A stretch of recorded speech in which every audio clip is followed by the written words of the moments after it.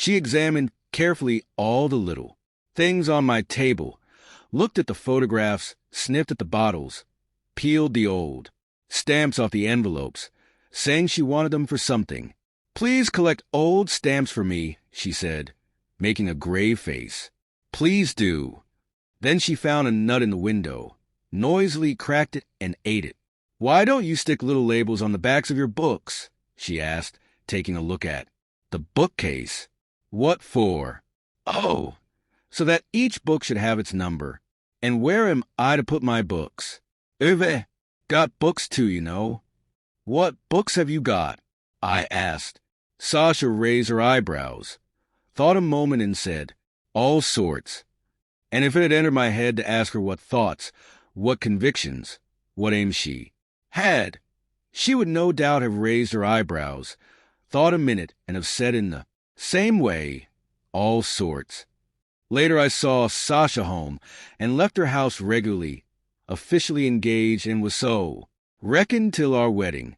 If the reader will allow me to judge merely from my personal experience, I maintain that to be engaged is very dreary, far more so than to be a husband, or nothing at all. An engaged man is neither one thing nor the other. He has left one side of the river and not reached the other.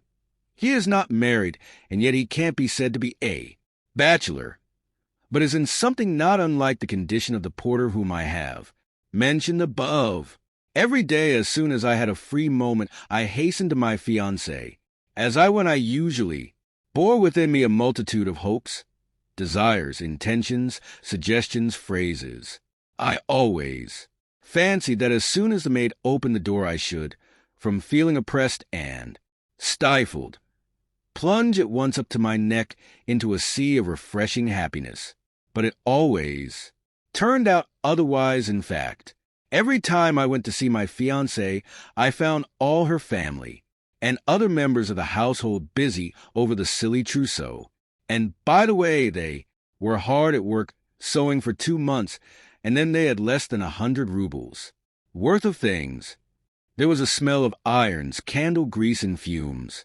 Bugles scrunched under one's feet. The 2 most important rooms were piled up with billows of linen, calico, and muslin, and from among the billows peeped out Sasha's little head with a thread between her teeth. All the sewing party welcomed me with cries of delight, but at once led me off into the dining room, where I could not hinder them nor see what only husbands are permitted to behold.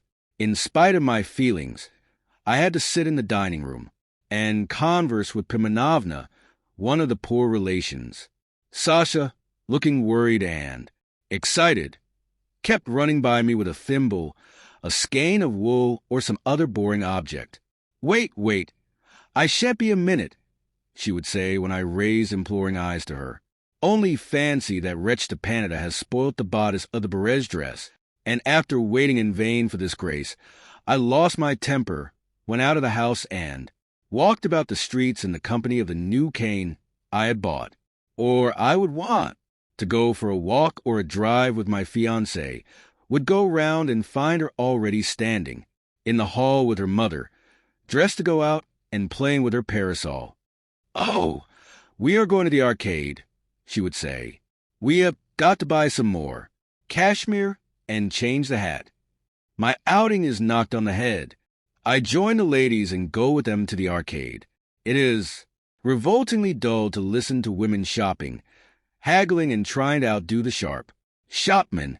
I felt ashamed when Sasha, after turning over masses of material and knocking down the prices to a minimum, walked out of the shop without buying anything, or else told the shopman to cut her some half-rubles worth. When they came out of the shop, Sasha and her mamma, with scared and worried faces, would discuss at length having made a mistake, having bought the wrong thing, the flowers and the chintz being too dark, and so on. Yes, it is a bore to be engaged. I'm glad it's over. Now I am married. It is evening. I am sitting in my study reading. Behind me on the sofa, Sasha is sitting munching something noisily. I want a glass of beer. "Sasha, look for the corkscrew." I say, "It's lying about somewhere." Sasha leaps up. rummages in a disorderly way among 2 or 3 heaps of papers, drops the matches, and without finding the corkscrew, sits down in silence. 5 minutes. Past 10. I begin to be fretted both by thirst and vexation. Sasha, do look for the corkscrew, I say. Sasha leaps up again and rummages among the papers near me. Her munching and rustling of the papers affects me like the sound of sharpening knives against each other. I get up and begin looking for the corkscrew myself. At last it is found, and the beer is uncorked. Sasha remains by the table and begins telling me something at great length. You'd better read something, Sasha, I say. She takes up a book, sits down facing me, and begins moving her lips.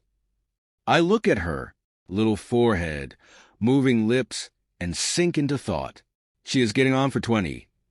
I reflect, if one takes a boy of the educated class and of that age and compares them, what a difference. The boy would have knowledge and convictions and some intelligence. But I forgive that difference just as a low forehead and moving lips are forgiven.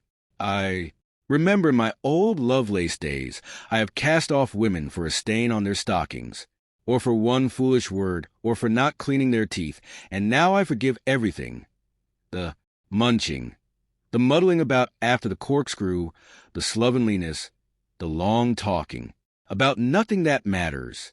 I forgive it all almost unconsciously, with no effort of will, as though Sasha's mistakes were my mistakes, and many things which would have made me wince in old days move me to tenderness and even rapture. The explanation of this forgiveness of everything lies in my love for Sasha, but what is the explanation of the love itself? I really don't know.